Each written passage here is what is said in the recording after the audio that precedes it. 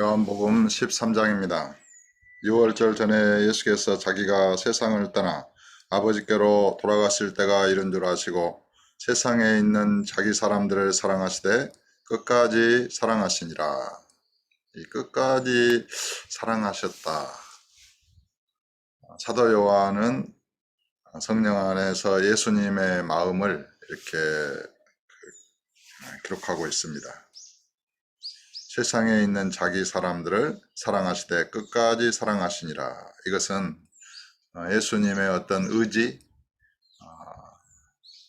그 목숨을 버려서 사랑하리라는 예수님의 어떤 결정, 의지적인 결정, 어떤 그런 것이 포함된 것이 아닌가 생각이 되어집니다. 마귀가 벌써 시몬의 아들 가룟 유다의 마음에 예수를 팔려는 생각을 넣었더라. 마귀는 시몬의 아들 가룟 유다의 마음에 예수를 팔려는 생각을 넣었다는 것입니다.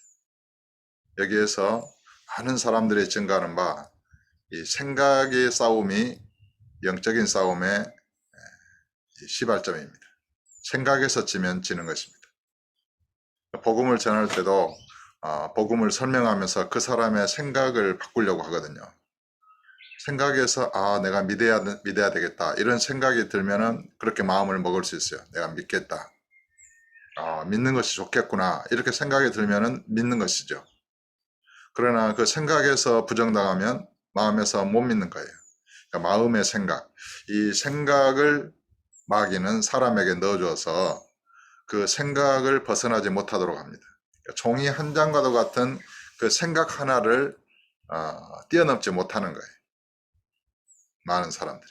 그러니까 마귀가 유다의 마음에 예수를 팔려는 그 생각을 넣어줬다는 것입니다. 우리는 마귀의 생각을 분별하고 마귀로부터 오는 생각을 물리쳐야 될 줄로 압니다. 마귀의 생각을 처음에 예수 이름으로 대적하고 물리치지 아니하면 그 생각이 마음의 감정에 또 마음의 의지적인 부분에 영향을 미쳐서 결국 마음으로 범죄하게 되고 행동으로 옮기게 되는 것입니다. 이 생각의 싸움에서 오늘 또 마귀의 생각을 다 부수고 물리칠 수 있는 그런 성령의 권능으로 충만하게 되기를 예수 이름으로 축복합니다.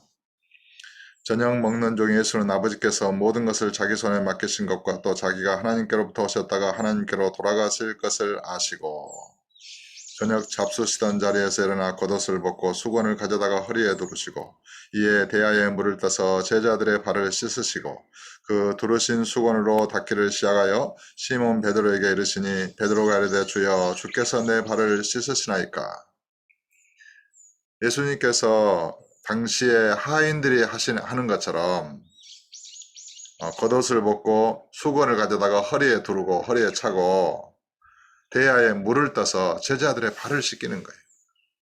그거는 당시에 하인들이 하는 일이거든요. 그런데 주와 선생이신 예수께서 제자들의 발을 씻기는데 다른 제자들은 아무 말도 안 해요. 이게 무슨 일인가 하고 눈만 꿈벅거리고 있었겠죠. 서로 이렇게 얼굴 쳐다보면서 왜 그러시지? 하지만 베드로는 주께서 내 발을 씻으시나이까 담대하게 물어요. 그러니까 예수께서 대답하여 이르시되 내가 하는 것을 내가 지금은 알지 못하나 이후에는 알리라.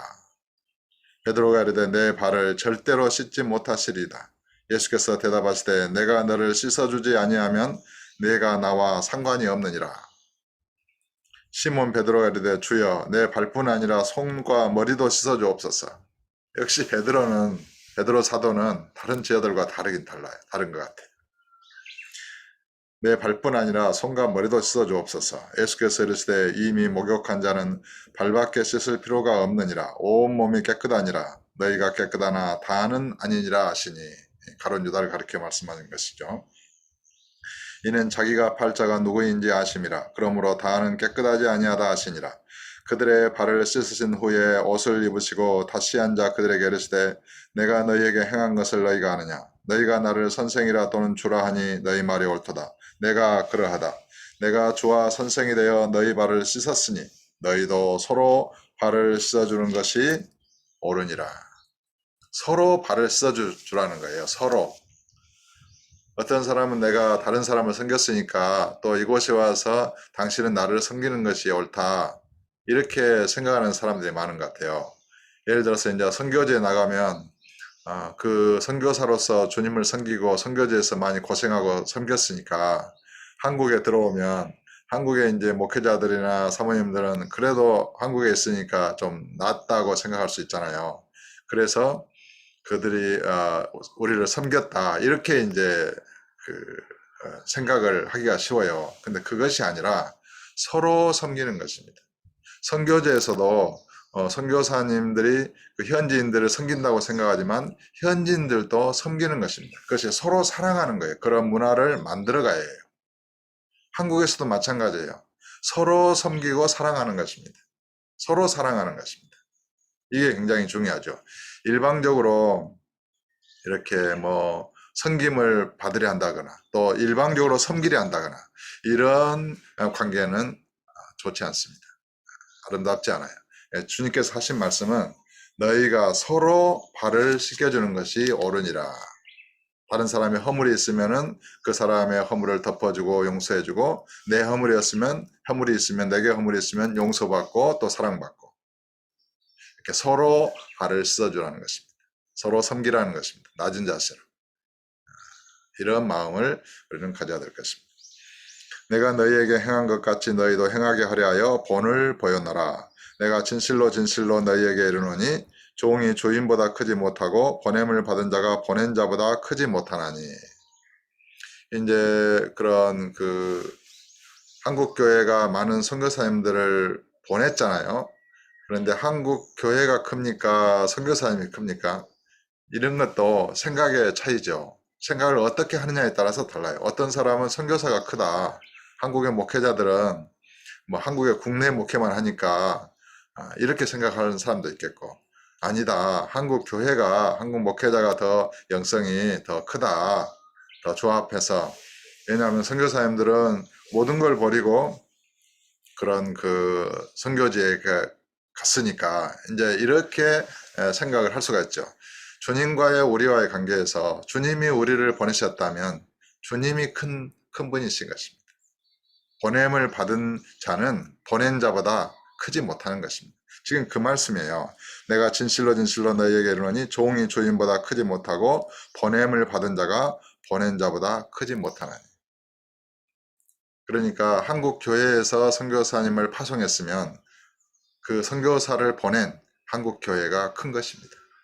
크다고 생각해야 됩니다. 주님이 한국 교회와 함께 하시지 않는다면 선교사를 보낼 수가 없겠죠. 그래서 한국 교회와 이 선교사님들의 마음이 하나 되는 게 중요해요. 같은 친구가 되고 서로 사랑하고 서로 섬기는 가운데서 그 사랑의 힘으로 선교할 동력을 얻는 것이죠.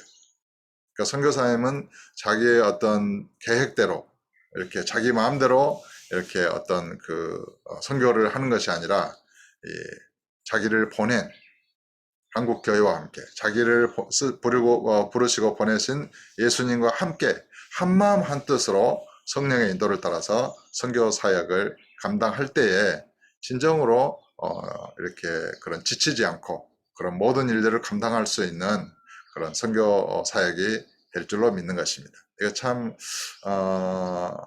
그게 이제 한국 교회와 선교사님과의 관계가 어그러지거나 어려워지면 참 영적으로나 또 물질적으로나 어려움을 당하는 것 같아요. 그러니까 누가 크냐 그런 논란보다도 서로 섬기고 사랑하는 관계이고 또 주님으로부터 보냄을 받은 자로서 주 앞에서 겸손한 마음으로 또 서로 사랑하고 친구가 되어져서 한 마음으로 이 복음을 전파하는 사명을 감당하게 하여 함께 기도하고 함께 싸우는 그런 동역자들이 되어야 될 줄로 믿습니다. 너희가 이것을 알고 행하면 복이 있으리라. 참 보냄을 받은 자가 보낸 자보다 크지 못하나니 너희가 이것을 알고 행하면 복이 있으리라. 주님께서 이 말씀을 하신 데에는 특별한 이유가 있어요. 있다고 봐야 돼요. 그러니까 무조건 주님의 말씀을 마음으로 받아야 됩니다. 이것을 알고 행할 때 복이 있는 것입니다. 이것을 모른다면 모를 수 있잖아요. 모른다면 복이 없을 것이라는 것입니다. 내가 너희 모두를 가리켜 말하는 것이 아니니라. 내가 택한 자들이 누구인지 알미라. 그러나 내 떡을 먹는 자가 내게 발꿈치를 들었다는 성경을 응하게 하려는 것이니라. 지금부터 일이 일어나기 전에 미리 너희에게 일러두면 일이 일어날 때에 내가 그인 줄 너희가 믿게 하려 함이로라. 내가 그다. I am he. 내가 그인 줄 너희로 믿게 하려 함이라. 예수님은 누구십니까? 처음부터 너희에게 말하여 온 자니라. 내가 누구냐라고 묻는 유대인들에게 나는 처음부터 너희에게 말하여 온 자니라. 태초부터 영원전부터 말씀하신 분이 누구입니까? 여호와 하나님이십니다. 예수 그리스도가 바로 여호와 하나님이신 것입니다. 아버지와 하나이신 분입니다. 내가 그인 줄 너희로 믿게 하려 함이라. 그러니까 이것은 거의 모든 사람들이 믿기가 어려운 말씀이죠. 하나님의 아들로서 예수를 믿지만은 예수가 여호와 하나님이시다. 저도 오랜 시간이 지난 후에야 이것을 마음에 확신하게 됐어요. 어려운 문제죠. 내가 진실로 진실로 너희에게 이르노니 내가 보낸 자를 영접하는 자는 나를 영접하는 것이요 나를 영접하는 자는 나를 보내신 이를 영접하는 것이니라. 그러니까 예수님을 믿는 자는 그를 보내신 아버지를 믿는 것입니다. 또 예수님께서 예수님을 믿는 자는 예수님께서 보내신 자를 믿는 것입니다. 예수님이 보내신 제자들을 영접하는 자는 그를 보내신 예수님을 영접하는 것입니다. 이런 관계입니다. 나를 영접하는 자는 나를 보내신 이를 영접하는 것이니라. 내가 보낸 자를 영접하는 자는 나를 영접하는 것이다. 그러니까 주님께서 보내신 그가 목회자이든지 선교사이든지 또 가난한 어떤 이렇게 자이든지 또 성도든지 어린 양이든지 주님께서 보내신 자는 주님처럼 우리가 그를 영접하는 것입니다. 그것이 주님을 영접하는 것입니다. 그래서 지극히 어린 소자에게 한 것이 곧 내게 한 것이니라. 주께서는 이렇게 말씀하셨습니다. 우리는 서로에게 주님을 대하듯 겸손한 마음으로 사랑하고 또 영접하고 또 서로의 발을 씻겨주고 또 나를 보내신 주님 앞에서 또 겸손한 마음으로 그것을 알고 그렇게 성령의 인도를 따라서 행하는 복된 우리 성도님들 다 되시기를 예수 이름으로 축복합니다.